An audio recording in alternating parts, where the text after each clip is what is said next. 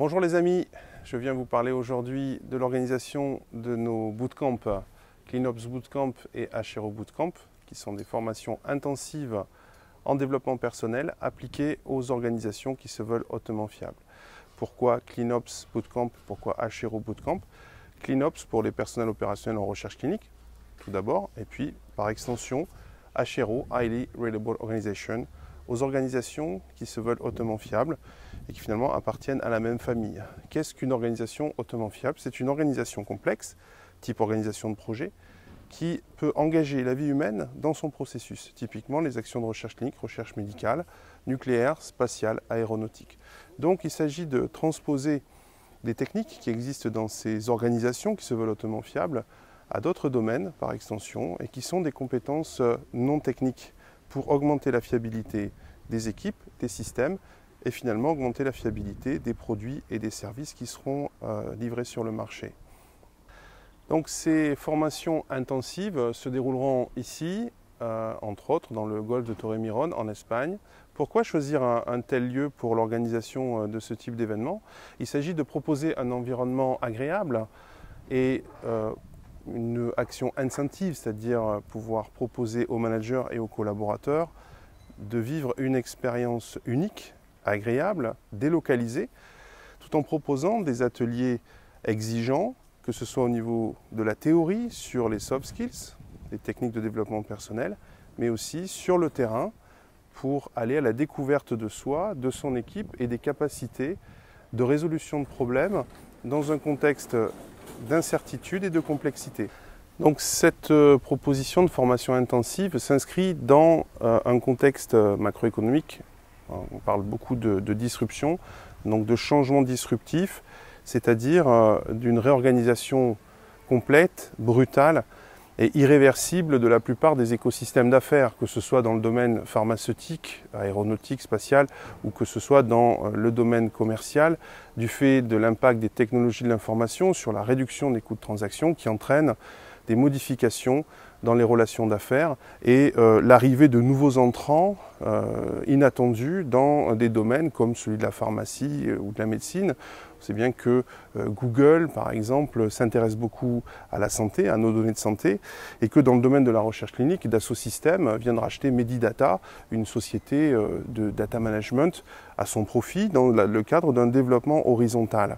Donc c'est-à-dire que faire face à la disruption, c'est faire face à des changements majeurs, massifs, pas simplement dans les formes des produits ou dans les méthodes de production de ces produits, mais dans les règles du jeu général et global d'un écosystème d'affaires ou d'un secteur économique. C'est dans cet environnement que se situe notre proposition, car pour pouvoir faire face à ces changements brutaux et irréversibles, il est nécessaire que les personnels, les managers, les équipiers et les organisations soient extrêmement résilientes afin de s'adapter le plus rapidement possible en gérant le risque de la transformation. C'est pour cette raison que ces propositions s'inscrivent dans le contexte du management du risque. Et si on parle de recherche clinique, dans l'application de la norme ISO 31000 sur le management du risque.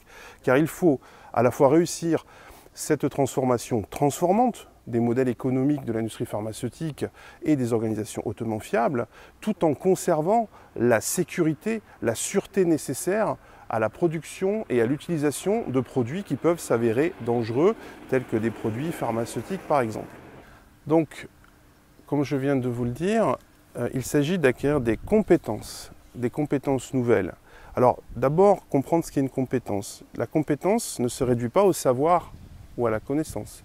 La compétence, c'est l'aptitude d'une personne ou d'une équipe ou d'une organisation à résoudre un problème inattendu, original, singulier, dans la complexité et dans l'incertitude. C'est-à-dire que la résolution de ce problème ne se trouve pas dans le manuel ou dans la procédure. Il va falloir être capable d'inventer de nouveaux schémas de pensée pour résoudre ce problème.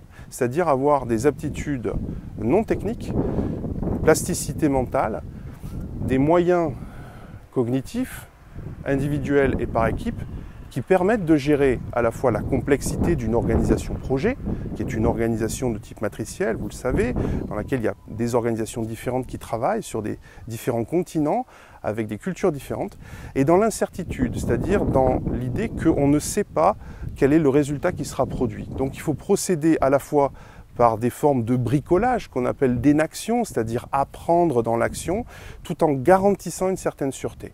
Ceci est possible, et j'en ai parlé dans mon allégorie du golf, plus l'objectif est exigeant et plus il est mobilisateur. Donc c'est dans ce schéma qu'on va travailler pour acquérir des outils techniques, non techniques, des capacités cognitives individuelles et par équipe, à la fois sur un plan théorique dans des salles de travail qui sont ici dans ce golf, mais aussi sur le terrain directement en exploitant la topographie, en essayant de se géolocaliser avec des moyens rudimentaires et en équipe pour aboutir à des actions précises dans une exigence sur l'objectif à poursuivre.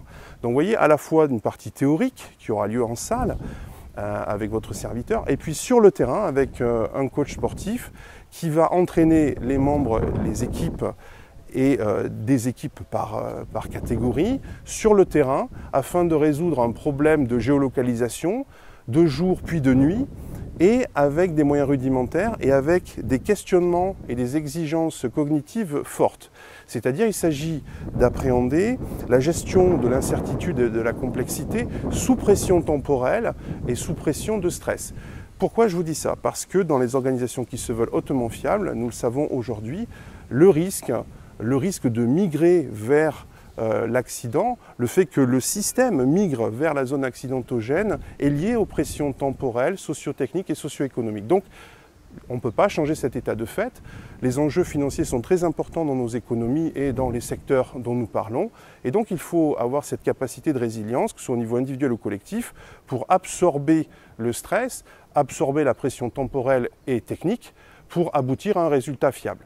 Tout cela est possible, mais ça s'apprend. Alors ça ne s'apprend pas que dans les manuels, il faut se mettre à l'épreuve et c'est ce que nous vous proposons ici, dans ce cadre agréable, pour à la fois subir des épreuves difficiles, exigeantes, no pain, no gain, vous savez ça, pas d'effort, pas de résultat, donc on va demander beaucoup d'efforts, on va demander des choses difficiles, on va accompagner cette difficulté, mais on va aussi proposer des activités ludiques, agréables, du team building, pour que vous soyez bien ensemble ici à Torremiron et ensemble dans votre équipe et puis pour que vous repartiez plus fort et avec, je dirais, cette lettre au Père Noël, c'est-à-dire vous aurez écrit sur un bout de papier quels sont vos objectifs personnels et collectifs et nous vérifierons à l'issue de ce bootcamp si ces objectifs seront atteints. Donc on verra si la lettre au Père Noël est bien arrivée. On y va. Alors ça c'est top numéro 5. Alors, je vous parle maintenant du programme plus ou moins détaillé parce qu'il y aura des surprises et des invités surprises car nous avons à cœur d'inviter des personnes, hommes et femmes, qui dans leur vie, dans leurs exploits, dans leur pratique, managent le risque et c'est leur métier, le risque pur. Donc nous verrons comment ils nous parlent du management de ce risque pur, comment ils ont pu eux-mêmes engager leur vie dans un processus, dans un système qu'ils avaient conçu comme un projet et comment ils sont arrivés au bout de ce projet, comment ils ont préservé leur vie et comment ils ont atteint un objectif incertain dans la complexité et surtout un objectif qui n'avait jamais été atteint avant. Et on en tirera un certain nombre d'enseignements, mais ce sont des surprises. Donc je ne peux pas tout vous dévoiler dans le programme. Ce que je peux vous dire, c'est que ça se passera vendredi, samedi, dimanche, les 3 derniers jours d'une semaine. Le vendredi, on accueille les personnes en milieu de journée. L'après-midi, on entre, donc on perçoit évidemment les chambres dans cet hôtel fabuleux de Torremiron. On distribue les goodies, les tenues, les uniformes évidemment, puisqu'on va se retrouver tous sous les mêmes couleurs, c'est important. Et puis, on attaque directement en début d'après-midi avec de la théorie. On va apprendre à retenir des séries de chiffres, on va apprendre à retenir des séries de mots, on va apprendre à apprendre une conférence par cœur sans prendre de notes. Il faut être capable d'assimiler les informations en une seule fois sans prise de notes, car ensuite, quand vous serez sur le terrain, vous n'aurez pas la possibilité de prendre des notes. Donc c'est ça, on commence par ces acquisitions de base, donc acquérir des outils, des outils cognitifs, des outils du développement personnel qui permettent donc d'augmenter sa mémoire des chiffres, sa mémoire des mots, ses concepts, ses mémoires de concepts, retenir une conférence par cœur sans prendre de notes, les questions de lecture rapide, on verra comment on peut lire très rapidement un manuel, un ouvrage et en retenir la substantifique moelle pour ensuite pouvoir l'utiliser sur le terrain. Et puis ensuite, en fin de journée du vendredi, on se retrouve sur le terrain avec un coach sportif qui va nous amener à faire de la cartographie, à faire de la course d'orientation. Et puis, il va falloir percuter des balises avec un certain nombre de surprises sur le parcours qui vont être mobilisatrices des outils cognitifs que vous aurez acquis le vendredi. Ensuite, le samedi matin, on va se lever relativement tôt, on se sera couché tard, évidemment. Pour certains, les derniers arrivants se seront couchés tard. Les lanternes rouges, évidemment, seront sanctionnées par le manque de sommeil. Et le samedi matin, on se lève très tôt et on enchaîne sur des exercices psychotechniques assez exigeants. Donc, il s'agit de gérer la rusticité, je dirais, la parcimonie de vos moyens. Vous serez fatigué, mal réveillé, et c'est à ce moment qu'on va vous demander les travaux intellectuels et psychotechniques les plus exigeants. Il s'agit de développer cette capacité d'assertivité dans la rusticité. Donc toujours être capable de délivrer une information précise, une résolution précise, y compris quand on est sous pression temporelle ou dans la fatigue. Alors ça demande un certain nombre d'exigences et on verra donc comment on met en place des pratiques de fiabilisation individuelle et collective pour pallier à ces difficultés personnelles et collectives liées au manque de moyens, à la fatigue, au stress, à l'énervement. C'est tout à fait possible de le faire. Certains le font. Je pense par exemple au laboratoire de médecine aérospatiale à Brétigny-sur-Orge et à l'Institut biomédical des armées qui travaillent sur ces questions-là et certainement avec qui nous pourrons avoir des témoignages.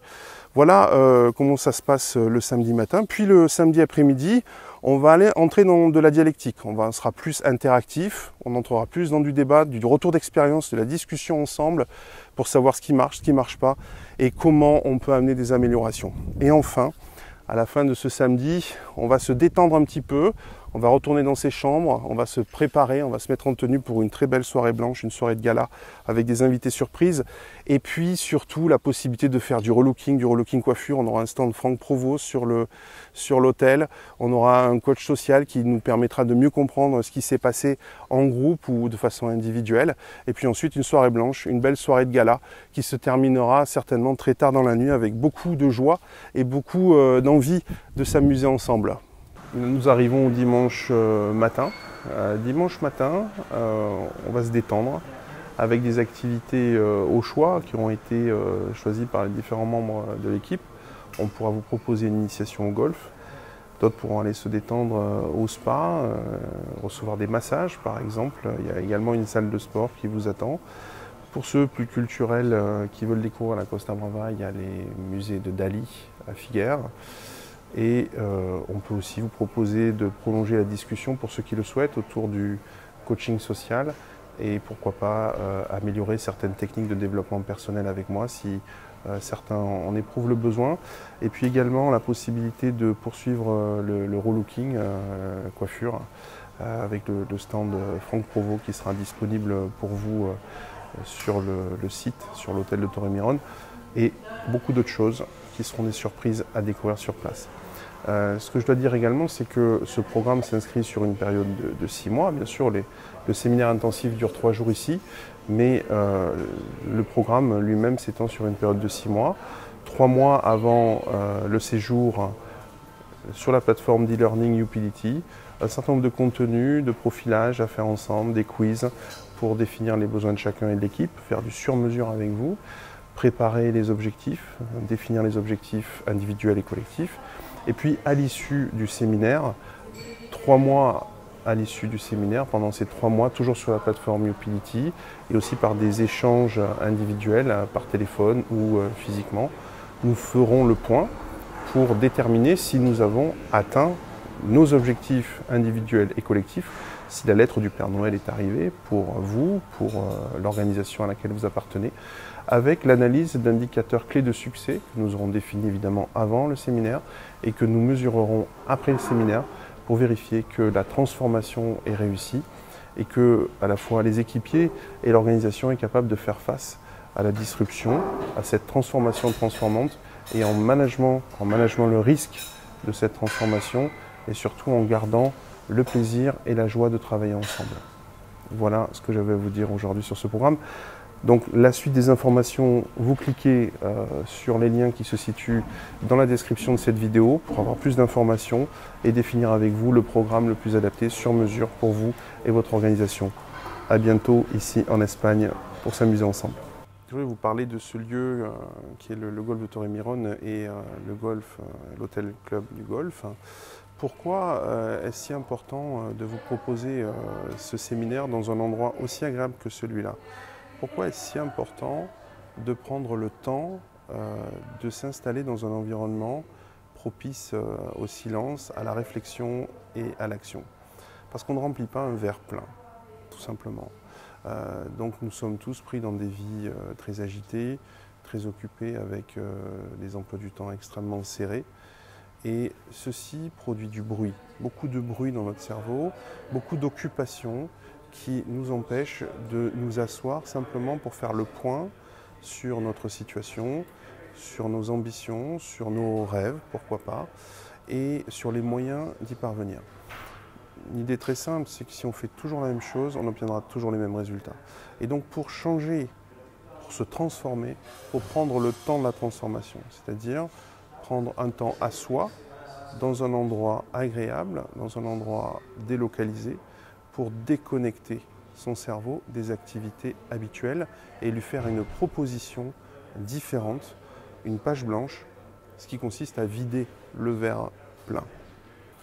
Donc j'ai déjà eu l'occasion de développer cette idée du SAVERS, Silence, Affirmation, Visualization, Exercise, Reading, Scribing. Évidemment, la proposition de ce bootcamp ici, Intelligence in Life, Bootcamp Intelligence in Life CleanOps ou HRO, finalement c'est mettre en application sur une échelle un peu plus grande que l'échelle individuelle le principe du SAVERS. C'est retrouver du silence, faire tomber la température, diminuer le bruit, affirmer ses objectifs, c'est la lettre au Père Noël, visualiser la façon d'atteindre ses objectifs et acquérir les méthodes d'atteinte de ces objectifs.